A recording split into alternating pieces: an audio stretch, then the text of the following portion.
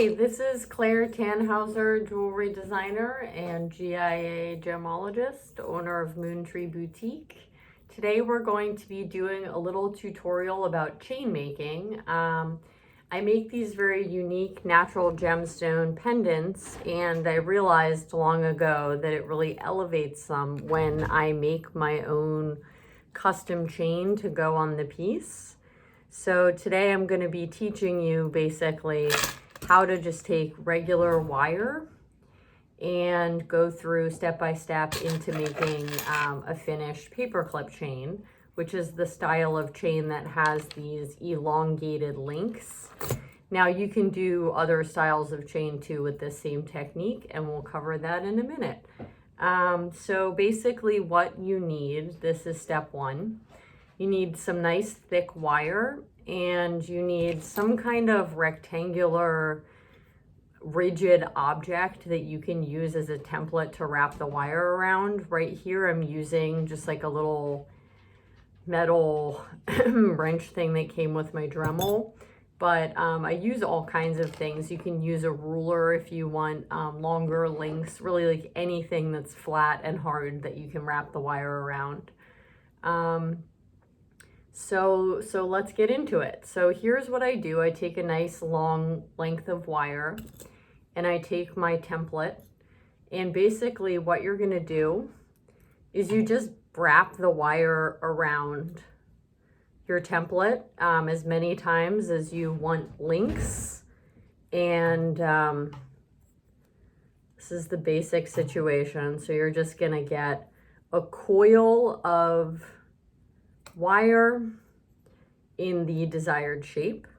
Then you're going to slip your coil off. I made a blank earlier, like a cooking show, just so it's easier for me to show you.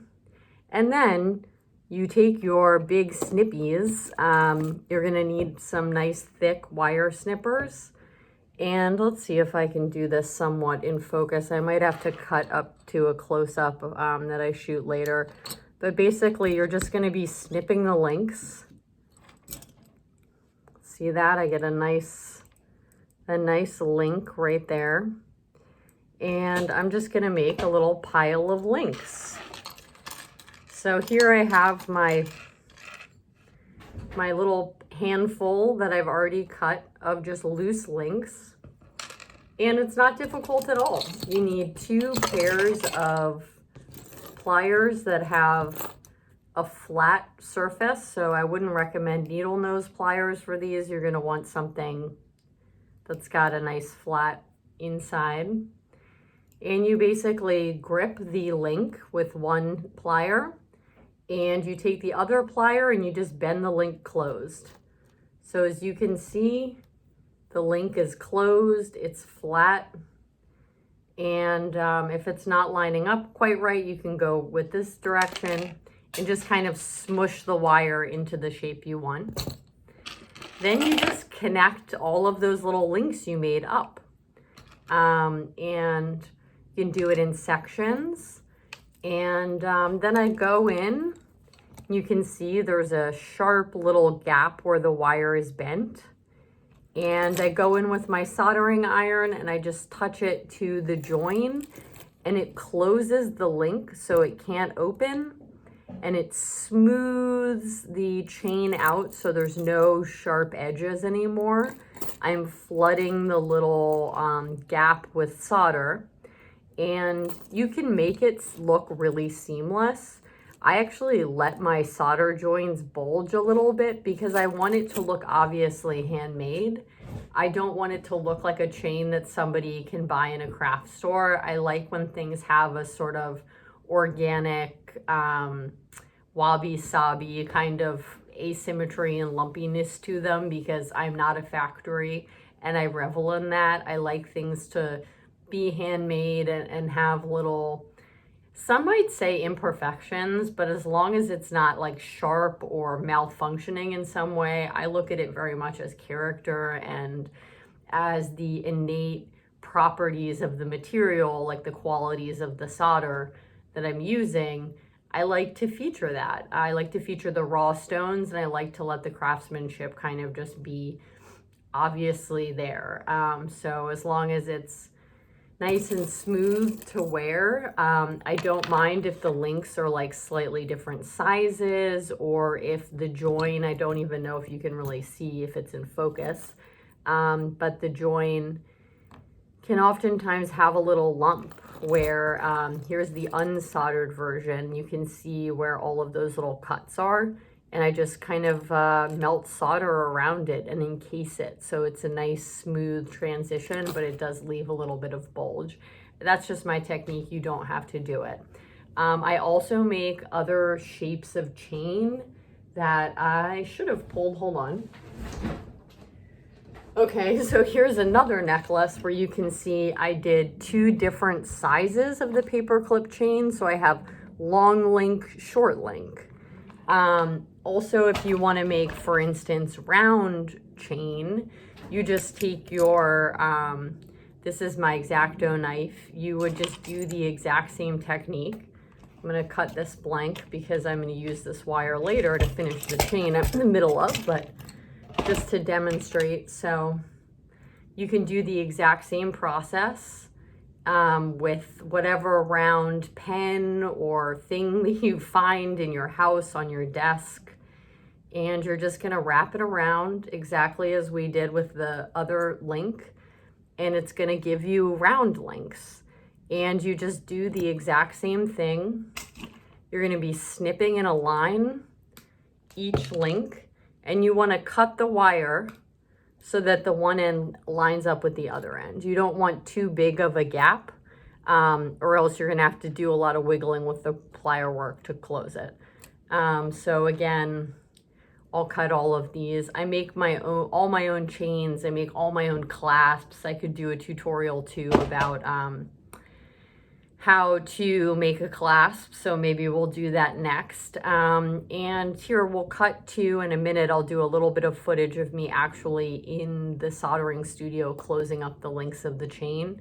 I think I can probably figure out how to lean the camera up in there and shoot some of that. Thank you for watching, and get crafting. Have fun. Go out there and make your own chains, people. This is silver plated copper wire that I buy from Michael's. It's a really thick sterling silver plating over copper. I also make these chains in sterling silver. You can use any type of like ferrous metal wire that you want to.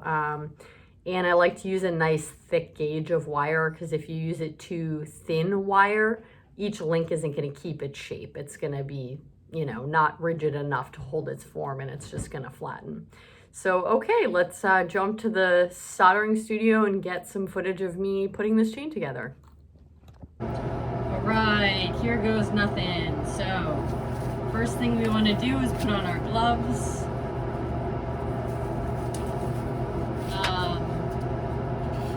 And here is our raw unsoldered chain. What I'm going to do is I'm going to clip one end in my third hand, and gosh, I hope you can see this. And this is really not, sorry, I'm just working on the shot, trying to line this up so it's as clear as possible. All right, I'm going to work on the middle since that's what you can see. So I'm going to take a tiny bit of my flux, and I'm just going to dab it on all of the joins. And then I take my solder, and I get a little bit on the tip. It's kind of too much. There we go. And I take a little bit of my solder, and I just cover the join and close it. And basically you want to do that all the way down the chain until all of your links are closed. And again, this will help you keep the joins really smooth on the skin, and make sure that even if the necklace is being pulled, that the chain will not open, because it will be soldered closed. So it's really durable. It'll last a long time. I'm using silver bearing lead-free solder, which is to say it's a soft solder. It does have some silver in it, but it also has other alloys that lower the melting temperature, that allow me to work it with a soldering iron rather than a blowtorch. And it's really beautiful, polishes up nicely, it matches the sterling silver, it's nice and durable. And I hope that clarified a little bit how I make my handmade chains. Let me see if I can get kind of a close-up of the area that I did. Boy, that is not very focused.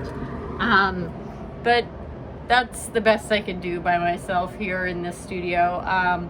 So you learned how to make the links themselves, cut the links, solder the links closed, create yourself a beautiful handmade chain. Thank you so much for watching. If you enjoyed this tutorial, I have a lot of other tutorials. Please like, subscribe, share any of those things to ensure that people see this. And thank you so much for watching. All of my finished jewelry is available at the Moontree Boutique on Etsy, and there's a link in the description. Thanks.